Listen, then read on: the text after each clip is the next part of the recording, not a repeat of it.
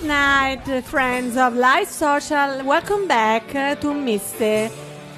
Massimo Mancini. Welcome back. Thank you. Good night. Nowadays we speak about addiction. Can you give us as a psychological explanation of addiction? Yes, addiction can be defined as a primary chronic disease of the brain that can be results in behavior and action that usually people do under the addiction. And usually this kind of creates an emotional and behavioral shock in first of all in the brain and then in the body. That is a consequence of that. And the needs of a craving substance or behavior, it's strongly related also with the results of a positive or negative attitude towards a different situation in life. And if these things don't happen, usually people can be defined as addicted. How many types of addiction do exist? Well, unfortunately, there are many, and with the technology and also internet, they increase the different option for addiction. In the past, we used to have the typical addiction used to be like alcohol, drug addiction, and lately, especially with the older people, medical prescription addiction. People get very addicted also to medications, so they feel like the medication can, solve the problem. Any problem can be solved by medications, and but. Then in the last few days with the intervention of a new technology like internet stuff, we also have all kind of a social addiction related to online pornography, like shopping, online shopping. There's let's see, sex addiction, all this kind of addiction, and also not least food addiction, obviously. And different kind of addiction that can be classified as a behavioral addiction also or substance abuse addiction. So something that could be like also the caffeine can be considered like an addiction. Really? So yes, and on emotional level, on psychological level, we have addiction related to, for example, on what's called like a dependence addiction. That usually the people that get... Everything is possible to classify addiction. Yes. If we abuse. Yes. Usually the amount of desire that we have on a daily basis on this kind of addiction can be the criteria to define that this is an addiction or not. If you like 100 times or 50 times per day, you keep thinking about the same thing, could be defined as an addiction. We don't have to forget that initially the addiction are related to other kind of addiction. For example, if you have like a dependency from alcohol, easily can be a dependency also on sex or drugs, and you can alternate from past the other one. If you pass through the borderline, then we have addiction. Yes, if you go over the limits, basically. So if you pass the limits, there's no way to come back. And so, and unfortunately, this can be created by our brain. So the brain is responsible for our change in life, because we change the way we perceive reality. And the problem with addiction, especially if we're talking about the substance addiction, we set the limits, the bar, quite higher. And so in order to get the same results, of the same kind of a feeling of wellness, we need to increase the dosage. Could be the dosage of alcohol, the dose of medication, the dosage of everything. And this creates like a dependency of our body. So friends, it's not the need about our body, but the need of our pain. Yes, unfortunately, yes, because this creates some sort of a craving for a substance, for behaviors, or any kind of addiction we develop that can give like the sensation, the perception to feeling good, but just for a while, because it doesn't work, obviously, and still increase the level of tolerance to different products. So without those abuse, we suffer because... Yeah, so because our body is craving for that.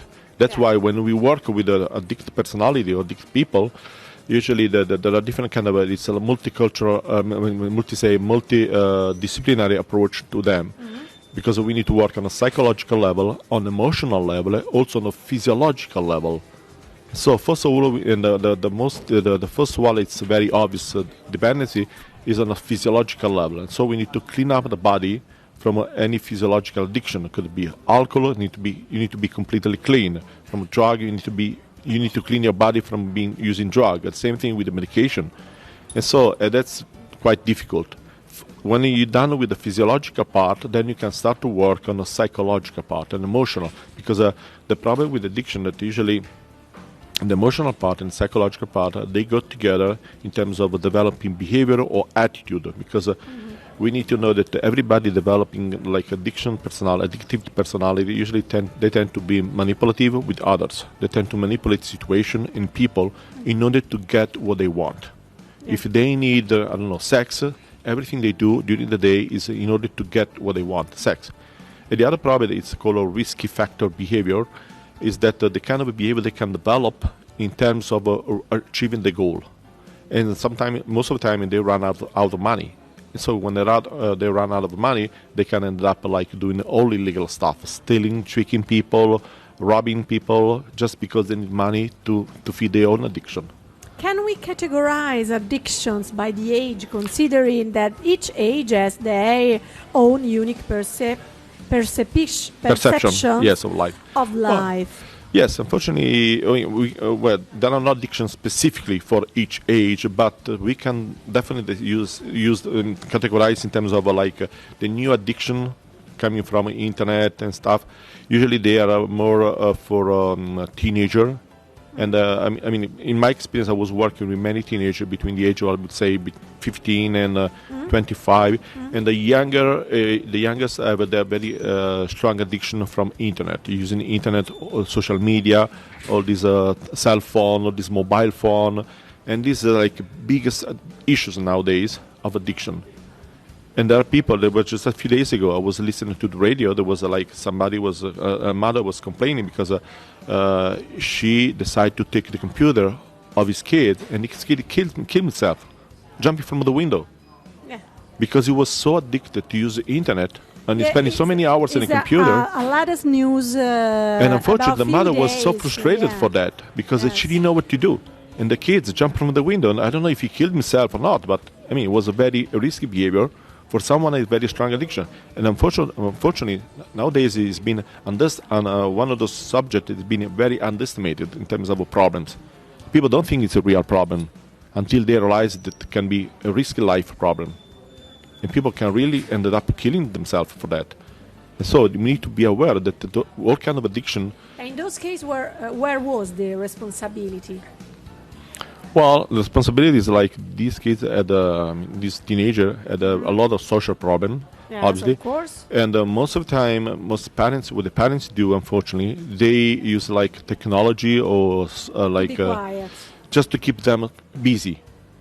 Just keep them busy because they are busy doing other stuff. They don't have time to spend with their own children. And so they use this kind of a social technology, or this new technology, as a surrogate for their own time.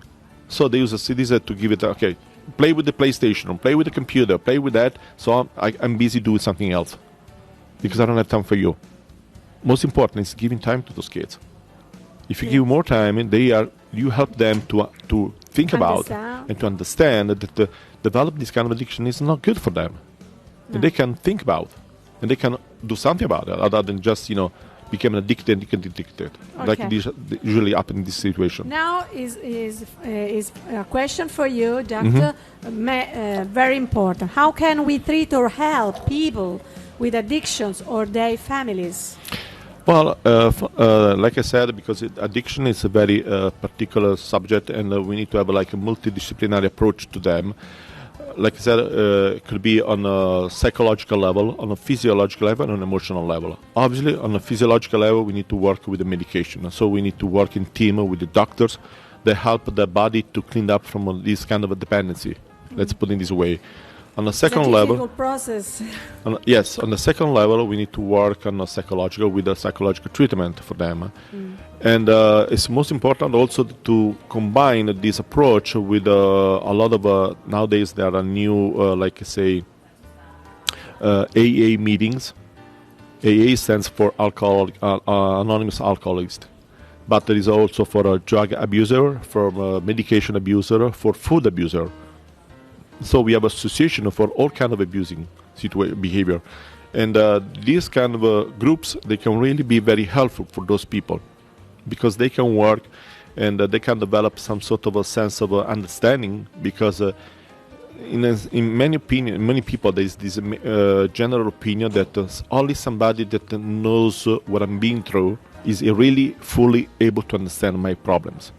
So, Yes. and this is like a misconception of reality. But this is good also because it can really help people. So if you have an approach on a three levels, physiological, social level, and a psychological level, you can really help those people to get rid of their own addiction. First of all, to go to the doctor. Yes, and then to define the problem, and the first step would be like to accept, acknowledge the fact that we do have a problem. And when you do have a problem, that's the major first step. You can start to do something about it, other than just hide them from the pub or run away or just deny the problem. Like it's so common to You do that. have to recognize Yes, if there is a problem. accepting the problem is the first step to do something about it. Otherwise, it doesn't work. It doesn't work like that. And what are the symptoms of addiction? Well, the symptom addiction is very obviously. I mean, we need to define because there are different aspects that differentiate from physical addiction from using substance abuse like drug, alcohol. They can create a physical addiction. It means like the people that are craving for a drug or alcohol, they start to shake. Their body really feels a lot of pain. Is in a lot of pain, and so when they do everything to get rid of this pain. But it's different from behavioral abuse, behavioral addiction, because the behavioral addiction, they can create some sort of underneath level of anxiety that can be the engine of all kind of frustration that you have in life. Because we do not have to forget that most of the addiction, they also have what's called a double diagnosis. In other words, there's a basic of a depression. Not recognized, not acknowledged. There's a basic of anxiety level.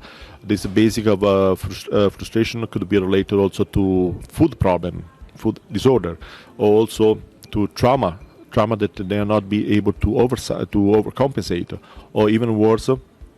Also ADHD, attention deficit hyperactive disorder, could be one of the reasons that we develop some sort of addiction, because we don't have to forget the addiction is like some sort of defense mechanism that our brain develops in order to compensate those situations in which it feels very frustrated, anxious, and angry for something that it doesn't really realize that.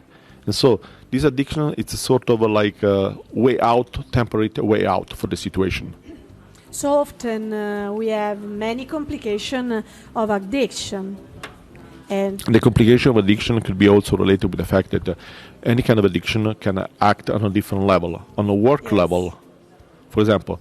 And at the beginning, especially using those substances, alcohol addiction or drug addiction, you can still be able to work.